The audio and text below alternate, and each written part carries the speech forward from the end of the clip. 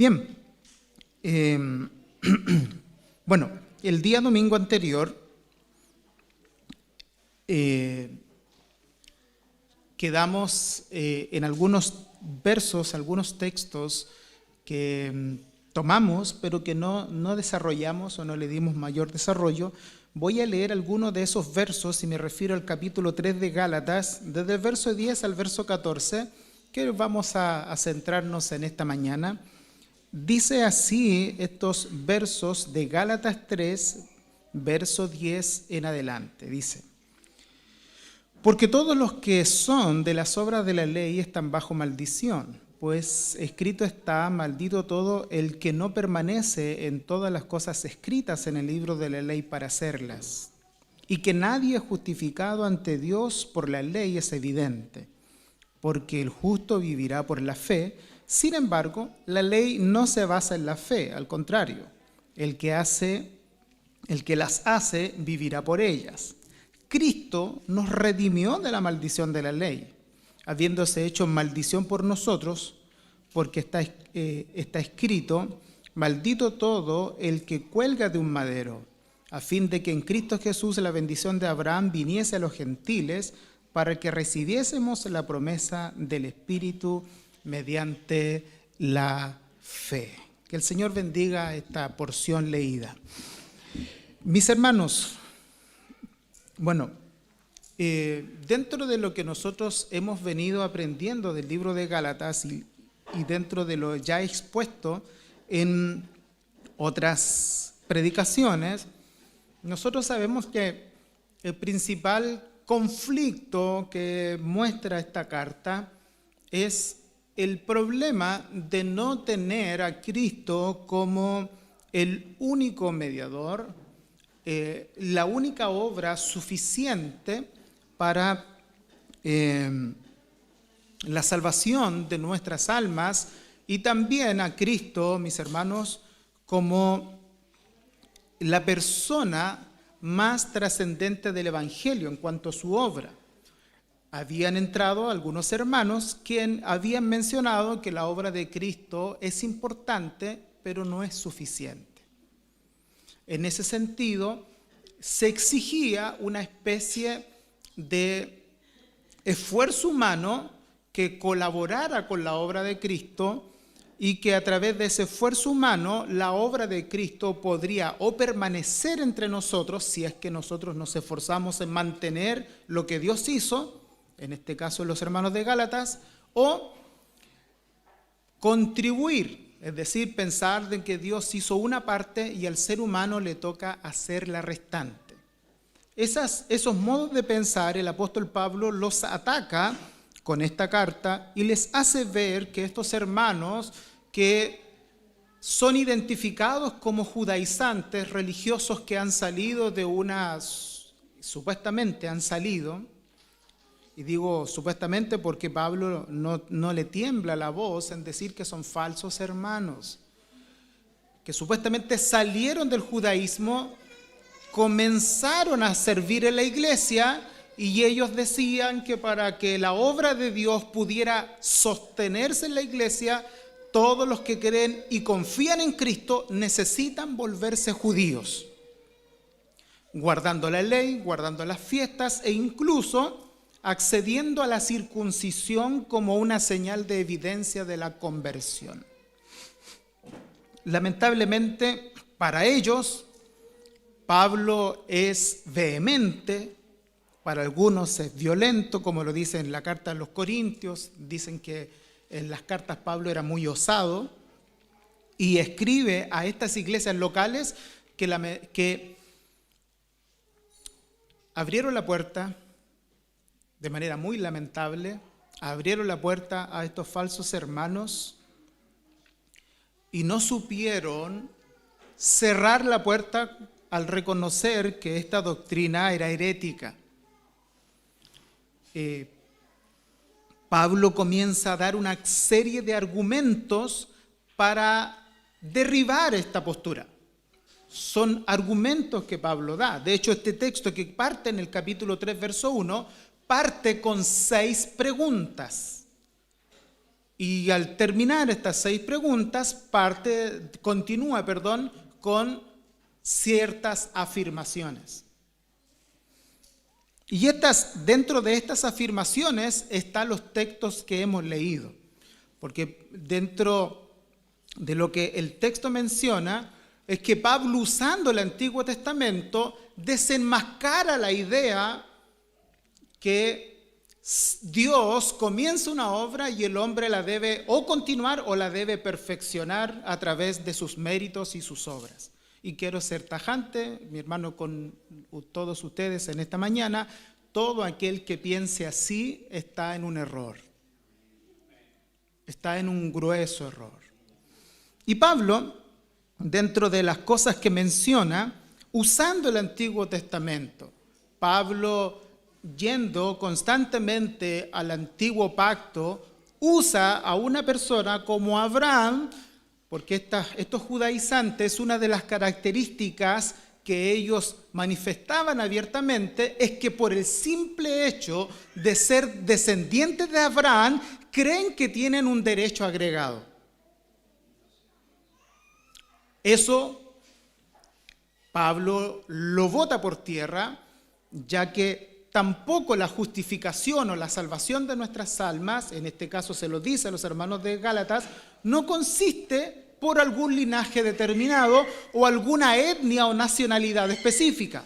No, ya que se encarga Pablo de decir que los verdaderos descendientes de Abraham, ese hombre de fe al cual su fe le fue contada por justicia, no son descendientes físicos, sino que los que son de la fe y los que tienen una fe parecida o idéntica a la de Abraham, esos son contados como descendientes.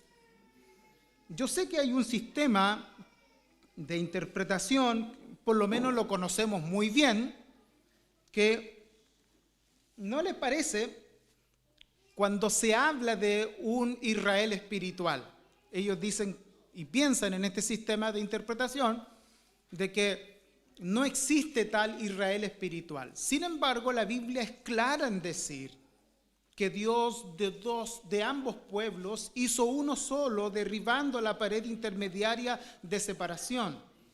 Y que un verdadero israelita no es israelita el que lo es en la carne, sino que aquel que lo es en la fe de Cristo. La Biblia habla de que hay una identidad con aquel creyente que tiene fe en Cristo con Abraham. Y eso no es difícil de comprobar con las Escrituras, muy por el contrario, es muy fácil. De modo tal, mis hermanos, que cuando Pablo trae a Abraham como testigo de su argumento, Pablo menciona que aún aquella persona a la cual ellos le dan mucho valor y aquella persona a la cual ellos muestran mucho interés por ser descendientes, aún esa persona fue justificada por medio de la fe. Que la fe que Abraham tuvo de haber creído la promesa de Dios, esa fe fue acreditada como que si fuese justicia. Que Abraham no fue justificado por lo que hacía, que no fueron sus obras las que justificaron a Abraham, sino que fue su fe la que Dios contó como justicia. Y de hecho, Pablo les dice, y en lo que yo he leído el verso 10, les dice que precisamente que todos los que quieran depender de las obras de la ley, lamentablemente, mis hermanos, estarán bajo maldición. Y esto aquí debemos comprender algo. Lo que debemos comprender es que sí, mis hermanos, en la Biblia se muestran dos caminos. La Biblia es amplia en mostrar dos caminos. Hay un camino que el hombre puede tomar y este es el camino de obras. Hay un camino que el ser humano siempre lo puede tener al frente como una alternativa a escoger, pero es un camino que jamás le va a permitir recibir salvación. Porque es verdad que Dios hizo un pacto de obras con el hombre. Eso es verdad. Y que ese pacto de obra está vigente. Y ese pacto de obra consiste en que Dios sí otorgó beneficios y privilegios a aquellos que de alguna manera quieren agradar a Dios por sus propios méritos. Esto parte con Adán.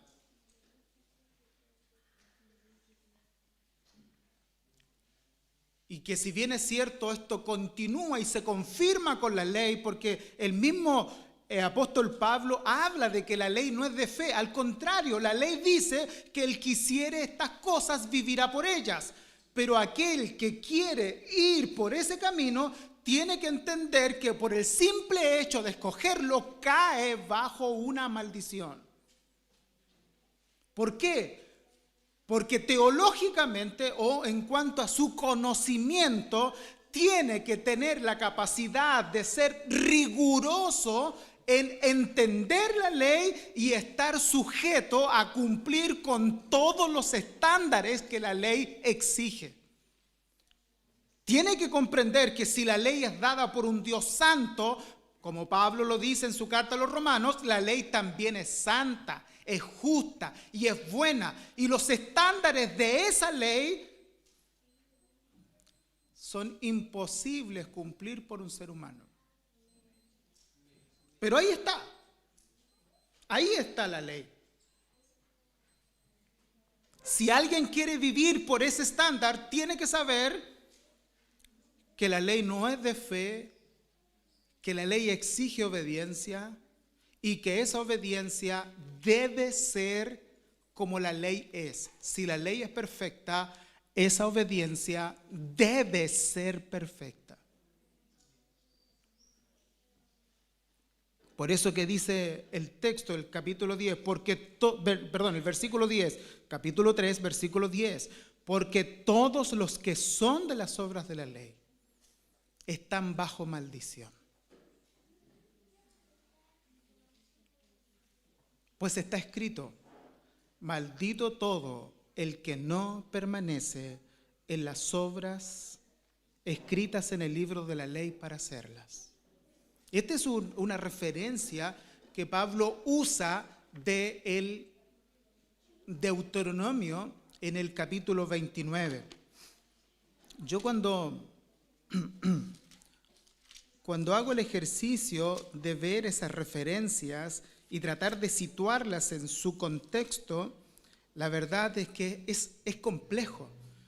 Porque ese pacto por obras que les mencioné al principio que Dios hizo con Adán, que después se confirma en la ley como un requisito, como un estándar, para que el ser humano logre percibir que la única manera de poder tener una comunión sana con Dios es a través de su misericordia.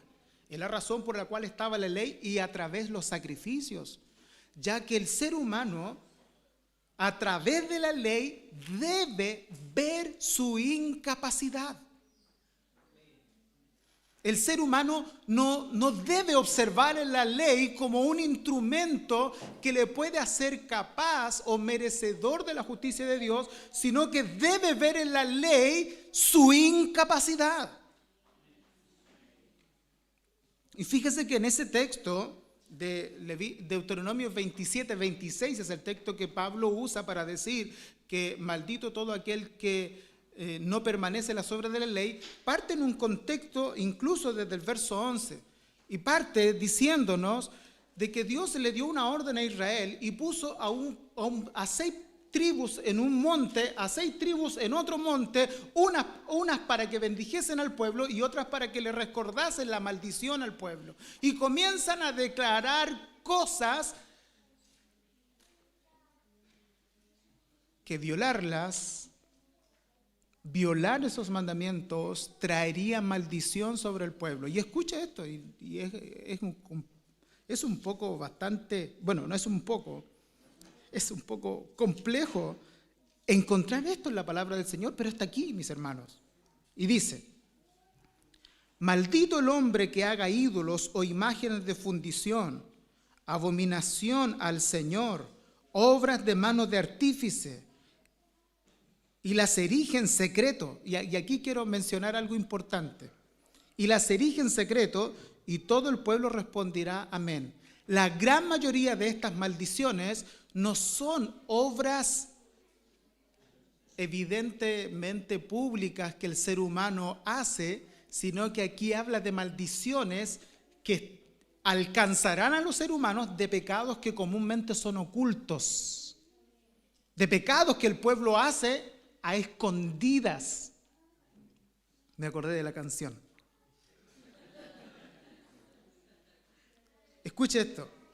Maldito el que desprecia a su padre o a su madre. ¿Cómo se ve eso?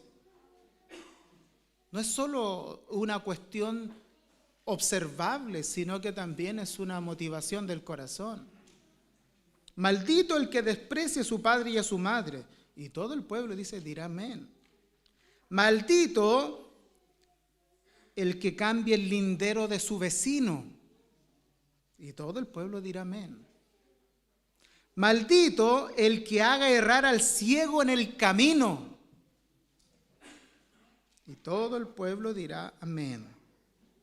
Maldito el que pervierta el derecho del extranjero, del huérfano y de la viuda. Maldito el que se acueste con la mujer de su padre, porque ha descubierto lo que es de su padre. Y todo el pueblo dirá amén. Maldito el que se eche con cualquier animal. Y todo el pueblo dirá amén. Maldito el que se acueste con su hermana y la hija de su padre o de su madre. Maldito el que se acueste con su suegra. Y todo el pueblo dirá amén. Todo el que hiera a su vecino secretamente. Maldito. Y todo el pueblo dirá amén. Maldito el que acepte soborno para quitar la vida del inocente. Y todo el pueblo dirá amén. Y el texto que Pablo usa aquí en Gálatas 3:10, maldito el que no confirme las palabras de esta ley para ponerlas por obra, y todo el pueblo dirá amén. Alguien podría decir, no, yo no caigo en ninguno de esos estándares. Hermano, pero esta ley está hablando de cosas ocultas, de cosas secretas, que son pecados y ofenden a Dios, y son tan groseras como aquellas que son visibles.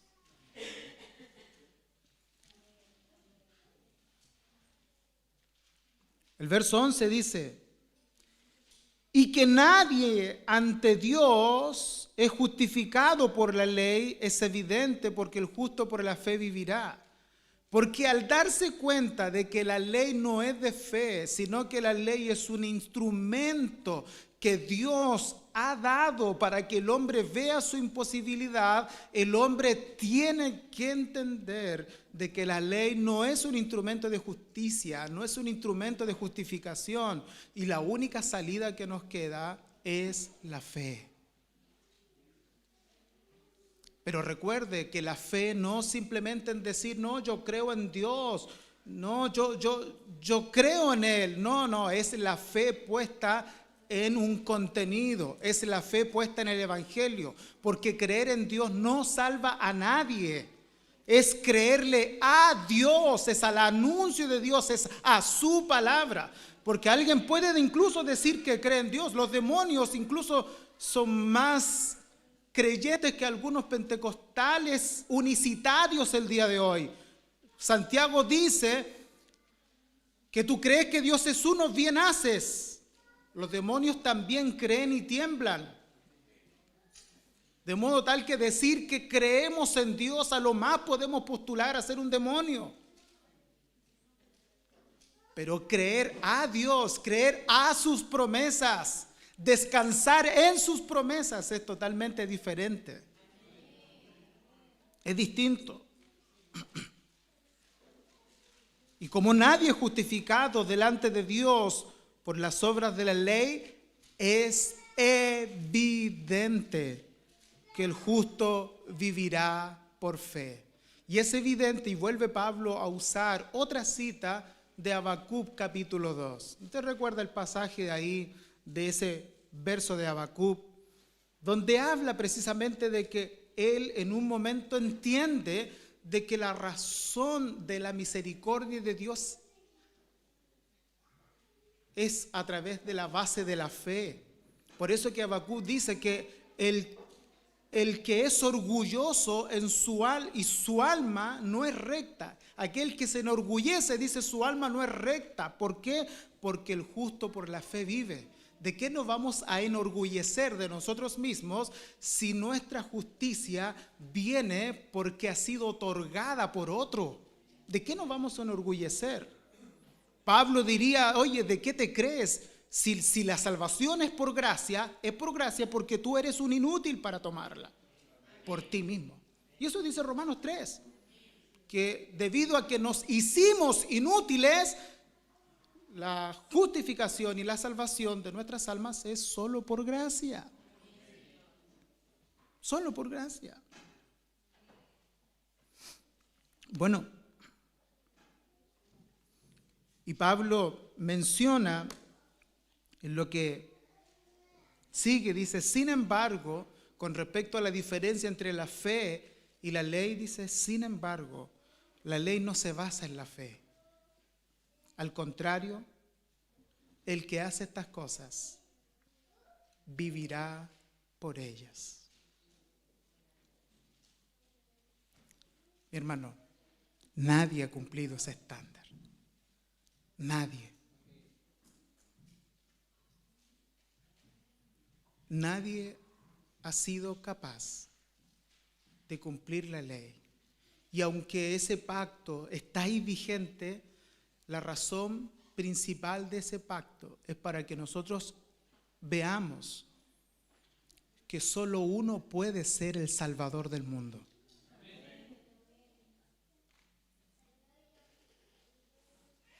Porque solo uno lo pudo cumplir. Mire, mirando un poco acerca de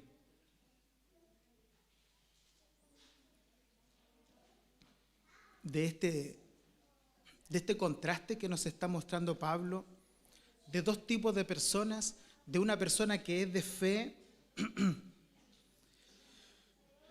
y de otra persona que quiere alcanzar salvación por sus propios méritos, encontré un comentario de un pastor americano llamado Tim Keller. Y Tim Keller dice estas cosas referente a dos tipos de personas. Dice que Abraham fue un hombre de fe según Gálatas 3:9. Pero hay otra manera de vivir.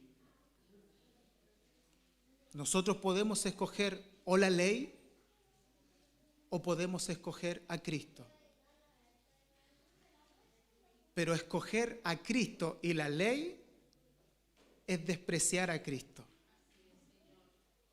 Porque Cristo lo tomamos 100% o no tomamos nada de Él. ¿Y qué significa, dice Tim Keller, que escojas la ley? Vivir por las obras de la ley significa que tu verdadera satisfacción y que tu verdadera felicidad la depositas en la ley como el único refugio y confianza de tu salvación. Y si tú depositas tu confianza, tu felicidad y tu satisfacción en la ley, automáticamente desprecias a Cristo. Y dice, y que esto en algún sentido, mis hermanos, en algún sentido tiene dos aspectos de maldición. Y esto me llamó mucho la atención. Y voy a leerlo para no alterar sus palabras porque lo encontré tan claro. Incluso ustedes que están aquí, que muchos tienen conocimiento y que muchos somos capaces de articular las doctrinas, entenderlas y explicarlas, es más profundo que un conocimiento que nosotros podamos tener. A veces, sin darnos cuenta, mencionando la gracia, estamos bajo la maldición de la ley. Dice Tim Keller, teológicamente, cualquiera que diga, puedo ser salvo por obedecer la ley, debe entonces estar preparado para realmente examinar lo que la ley ordena. Para amar a Dios completamente, tendríamos que obedecer la ley completamente. Para ser bendecidos por Dios, en vez de ser maldecidos por Él, tendríamos que examinar la ley y satisfacer cada una de las demandas. Y eso no se puede hacer. De manera objetiva, intentar obtener la salvación por cumplir la ley nos hace automáticamente malditos. ¿Por qué? Porque nos hacemos dependientes de algo que de antemano Dios nos ha dicho que no vamos a poder lograr.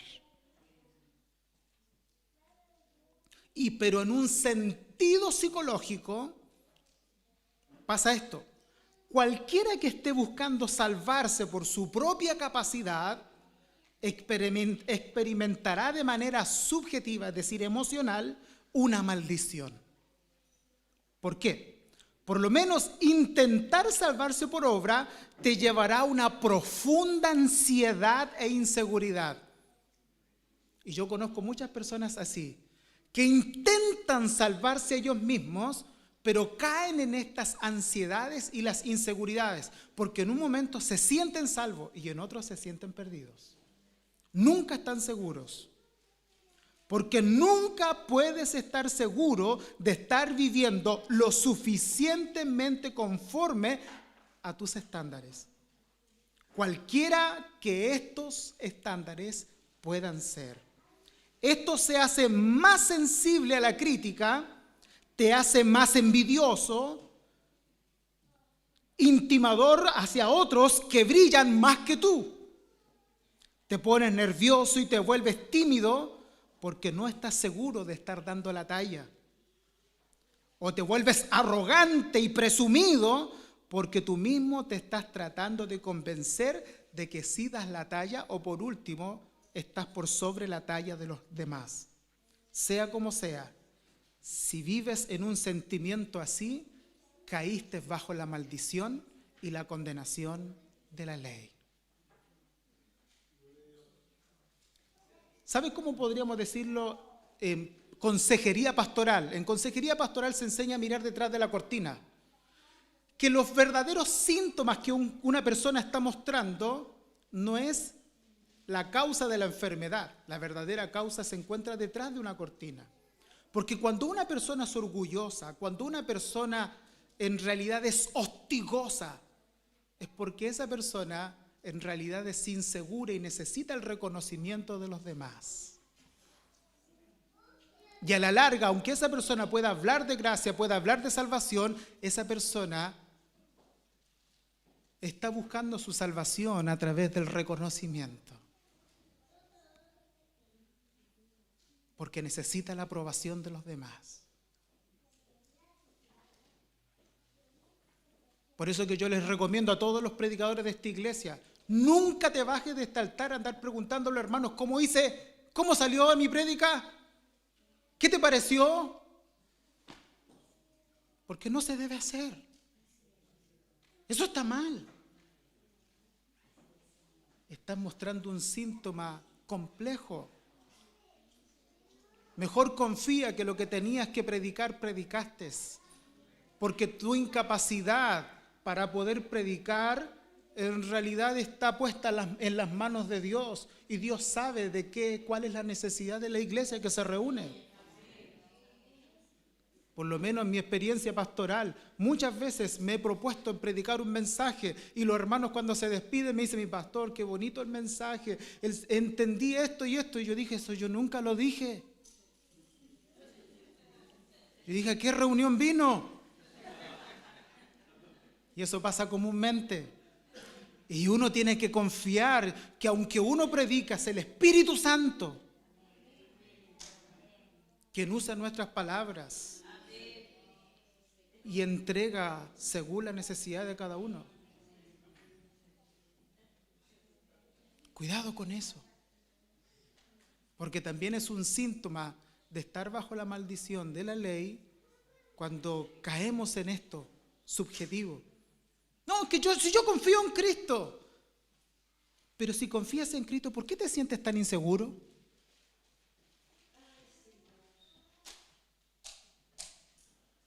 Si confías en Cristo, ¿por qué necesitas la aprobación de la gente?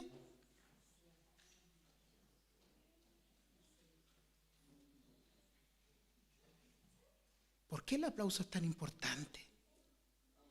Si dices que confías en Cristo, porque si tú confías en Cristo, toda tu satisfacción, todo tu descanso,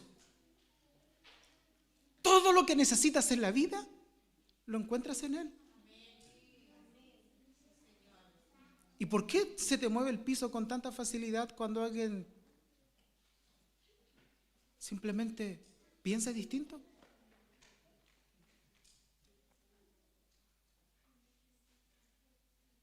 ¿Realmente es Cristo la fuente de tu justicia? ¿O te estás autoengañando?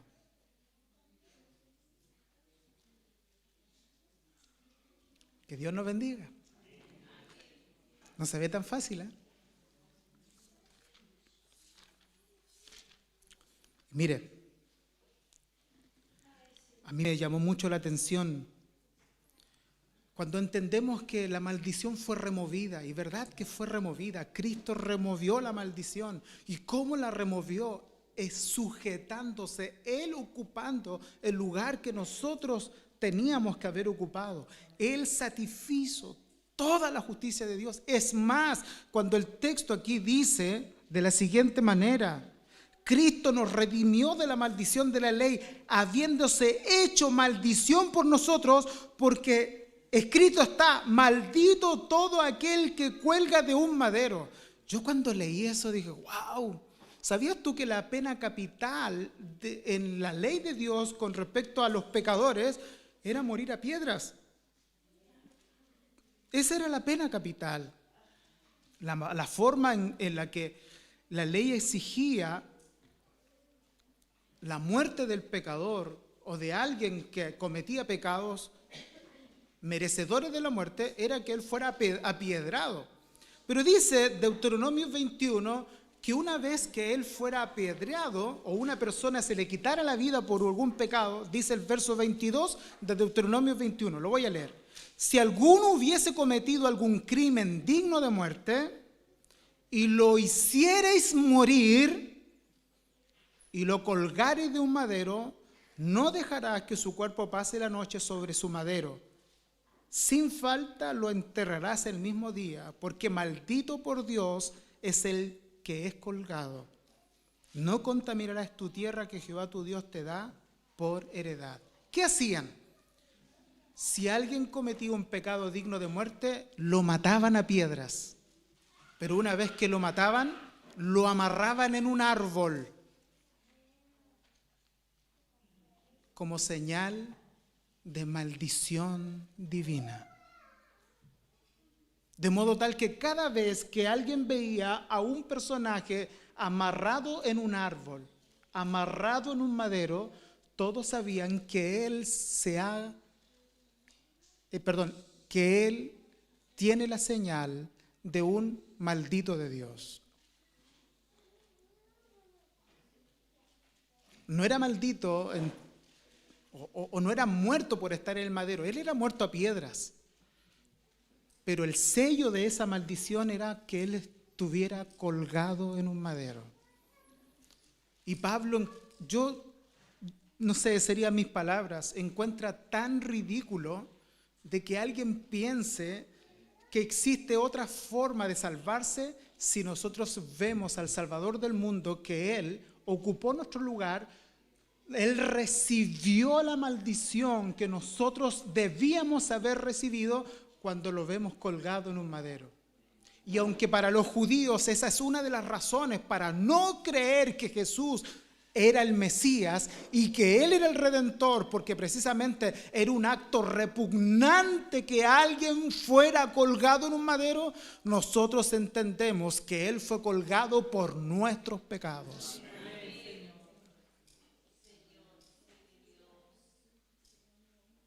Por eso que Pablo les dice, Cristo nos redimió de la maldición de la ley, habiéndose hecho maldición por nosotros, porque está escrito, maldito todo aquel que cuelga en un madero, a fin de que en Cristo Jesús la bendición de Abraham viniese a los gentiles, para que recibamos la promesa del Espíritu mediante la fe.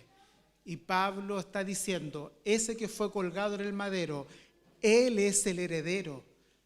Él es el cumplimiento de las promesas que Dios le hizo a Abraham. Él es la simiente, va a decir unos textos más adelante, es la simiente que venía a traer la bendición a todas las familias de la tierra. De Él se refería a Dios cuando le hizo la promesa a Abraham. Él ocupó nuestro lugar en la maldición para traernos las bendiciones dadas a Abraham. No descansar en Cristo nos pone en un pésimo lugar. Hermanos queridos, hermanos, permíteme hacerte esta pregunta. Dime o reflexiona, ¿cuál es la causa real de tu descanso? ¿En qué estás confiando? ¿Qué es lo que realmente te satisface?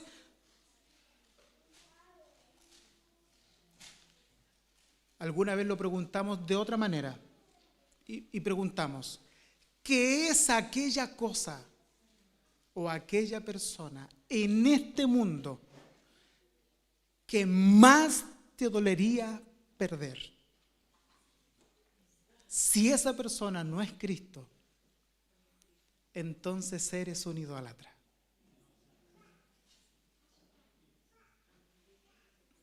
¿Cuál es la causa real de tu descanso?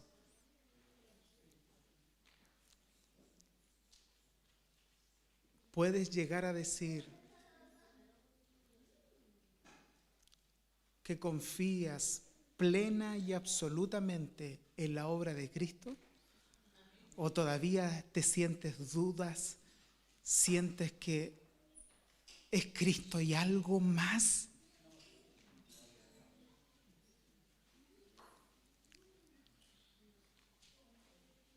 Debemos llegar a ser capaces de decir, Cristo es suficiente. No hay más. Cristo es suficiente.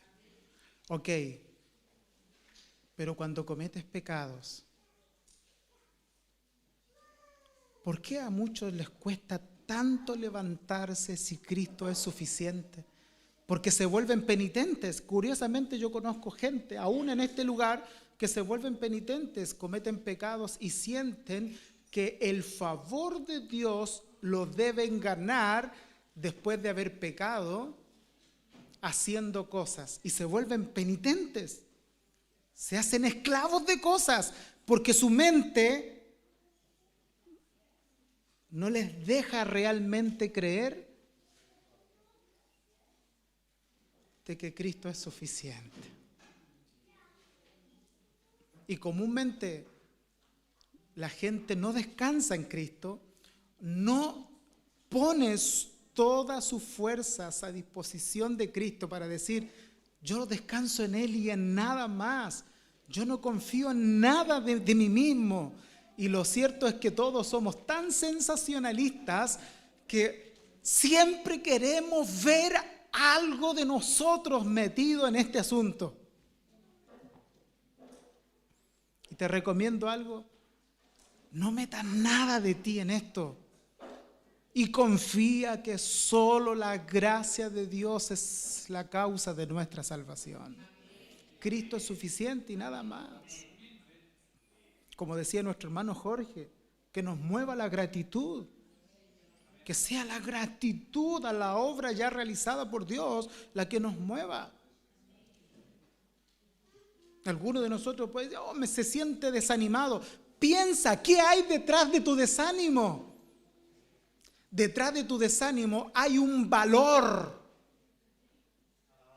que puede estar disminuyendo en ti, que causa ese desánimo. Puede incluso ser tu casa, puede ser tus posesiones, puede ser tu riqueza, puede ser tu trabajo.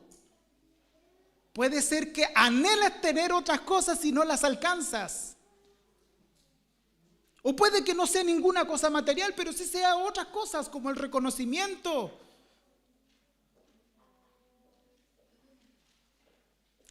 Que alguien me valore.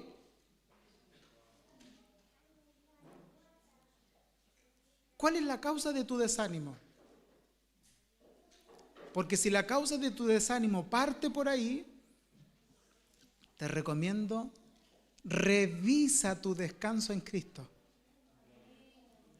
Revisa tu descanso en Cristo. Revísalo. Porque si no estás descansando en Cristo, necesitas agregar algo a tu justicia, o a la justicia que tú dices que es apropiada para salvarte. Pero cuando tú descansas plenamente en Cristo, tú dices, Señor, realmente eres tú y nada más. Eres tú y nada más. Tú eres suficiente y nada más. Yo escuchaba a nuestro hermano Jorge, la verdad es que una de sus experiencias, él estuvo pensando, mientras él hablaba, lo que expresa la palabra, ¿no? Porque si alguien puede decir es fácil, no es tan fácil, la verdad es que no es tan fácil. Y le voy a poner un ejemplo por qué. Él fue dirigente de Vium. Y no es lo mismo estar en una iglesia grande, donde se hacen cosas, hay movimientos, una cantidad de cosas, a después de estar con 5 personas en una carpa, sentados en la arena, escuchando un mensaje y creer que ese mismo mensaje es el que necesitábamos. No es lo mismo. ¿Recuerdas tú lo que nuestros predicadores nos han enseñado con respecto al libro de los Hebreos? Una de las causas complicadas de la apostasía en el libro de los Hebreos, que muchas de las personas querían retroceder y volver al otro lado. ¿Por qué? Porque no es lo mismo estar en un templo, en el caso de los hebreos, y encontrarse con una persona vestida como un sumo sacerdote, con piedras preciosas aquí en el pecho, con un puñal consagrado, con animales quizás teñidos en sangre, con ciertos objetos como la mesa de los panes, el candelero, el lugar del sacrificio, un tremendo telón que hacía la división de un lugar santo, un lugar santísimo, a en un momento determinado encontrarte encerrado en una casa con 12 personas sin meter bulla, porque si te escuchan te van a matar, y creer que estás en lo correcto. Que todo eso que se vive en el templo y toda esa opulencia se cumplió en la persona de Cristo. No es lo mismo. El deseo de volver atrás, el deseo de volver a lo pomposo, el deseo de volver a lo religioso. Les estaba haciendo evidente que los hermanos de los hebreos, su verdadero descanso no estaba en las cosas que la fe provee, porque recuerda que el texto de Hebreos 11 parte diciendo, es pues la fe la certeza de lo que se espera y la convicción de lo que no se ve. Sin embargo, estos hermanos estaban descansando en cosas que podían ver, y allá querían volver. Lo mismo pasa aquí, pero de otra manera. Decimos descansar en Cristo, pero ¿cuántas cosas echas de menos que antes veías y hoy día no están? ¿No es más de lo mismo? ¿Cuántas cosas echas de menos? ¿Por qué tanto levantas las manos y alegas? Porque echas de menos un pasado que hoy día no está. Y sientes que esto es más débil de lo que era antes. ¿Sabes por qué? Porque tu verdadero descanso Y la razón de tu justicia no es Cristo solamente. Porque ¿qué más da que nos sentemos aquí, abramos la Biblia y hablemos de Cristo y eso sea suficiente sin música, sin oración, sin nada más? ¿Qué más da?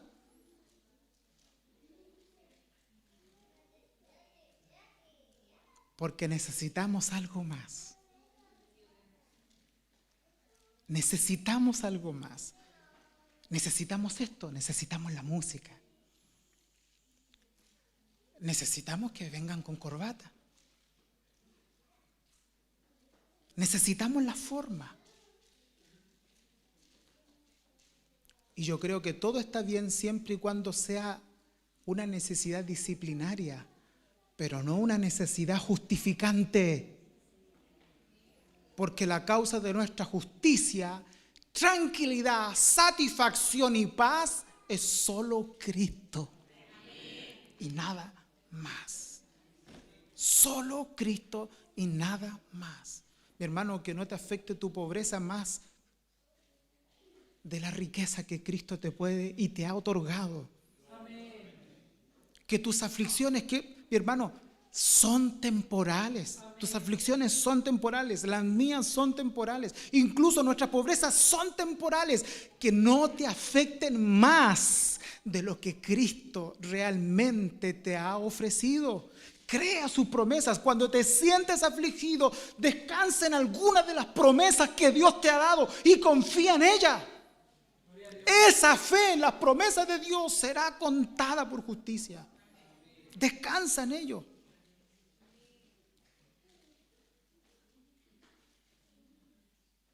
¿Es Cristo suficiente para gracia soberana? Ese es nuestro trabajo, de predicar a Cristo y a este crucificado, nada más. Todo lo demás que hacemos es un orden. Lo hacemos porque debemos hacerlo en un orden, pero nada de esto nos justifica, mis hermanos. La razón de nuestra salvación, la razón de nuestra justicia es solo Cristo, nada más. Descansa en Cristo y en nada más.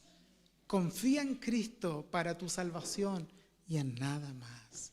Que Dios te bendiga en esta mañana. Su gracia pueda cobijarnos a cada uno de nosotros. Póngase en pie y oramos al Señor. Señor, te damos gracias. Te damos gracias, Señor, por darnos el privilegio, porque es un privilegio que no todos tienen, Señor. La iglesia que tú has comprado a precio de sangre, esa tiene ese privilegio de confiar en ti. Y así como estos hombres han entrado encubiertamente para traer enseñanzas destructoras, así también muchos de nuestros pensamientos han entrado encubiertamente en nuestra biblioteca mental y nos han anulado nuestra confianza y nuestra esperanza solo en ti. Trayendo a la mente, Señor, otras formas de justicia, de justificación. Y aun cuando usamos tu palabra, la realidad emocional que nosotros vivimos nos hace entender que realmente no es Cristo la razón principal de nuestra esperanza. Señor, ayúdanos a descansar en ti, a confiar de que solo tú eres suficiente. No podríamos, Señor, de verdad, sería muy torpe, muy torpe pensar, Señor, que tú no has estado al control de todo lo que nos ha pasado. Sería una torpeza, Señor, grosera, creer de que tú no estás al control y que no has orquestado el curso de nuestra vida.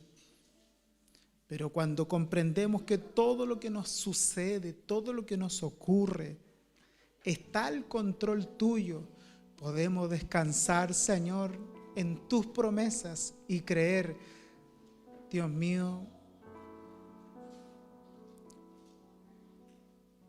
que tú, Señor, serás fiel en cumplir cada una de las promesas que nos has hecho. Tú prometiste no abandonarnos.